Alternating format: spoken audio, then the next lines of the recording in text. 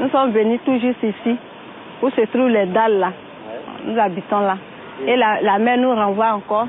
On est maintenant dans les étages. Et la mer nous poursuit encore tout le temps. On ne sait plus où il faut partir. Du temps des colonies, Grand Laou c'était ça. Un comptoir important, de nombreux commerces et des grandes maisons.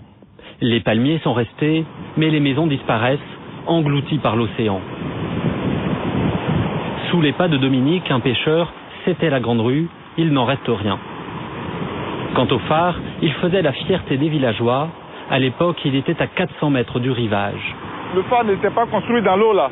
Après le phare, il y a 5 rues qui sont tombées dans la mer, qui sont allées dans la mer compte tenu de l'érosion. Donc c'est pour vous dire à quel point la mer avance à grands pas. Ces dernières années, à cause de l'érosion, les 3/4 des habitants ont rejoint la grande ville à l'intérieur des terres. Ceux qui restent, comme Dominique, devront bientôt quitter le village et dire adieu à leur mode de vie.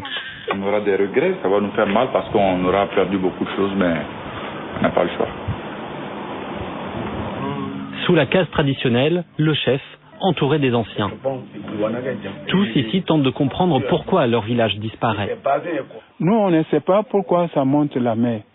Vous voyez, Dieu n'est pas content. Dieu. C'est la sorcellerie. Ouais.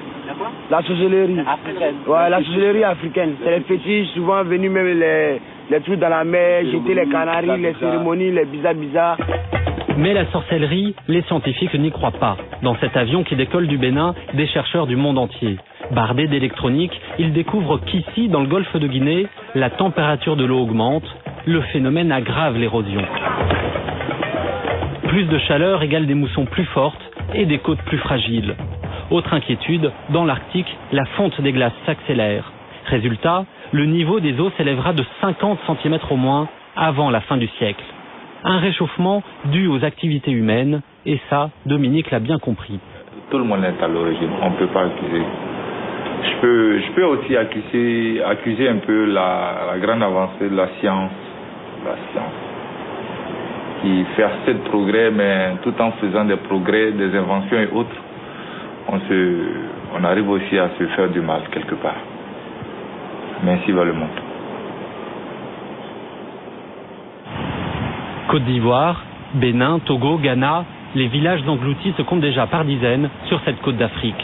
Ailleurs, de l'archipel de Tuvalu dans le Pacifique jusqu'au village de Chichmaref en Alaska, même processus.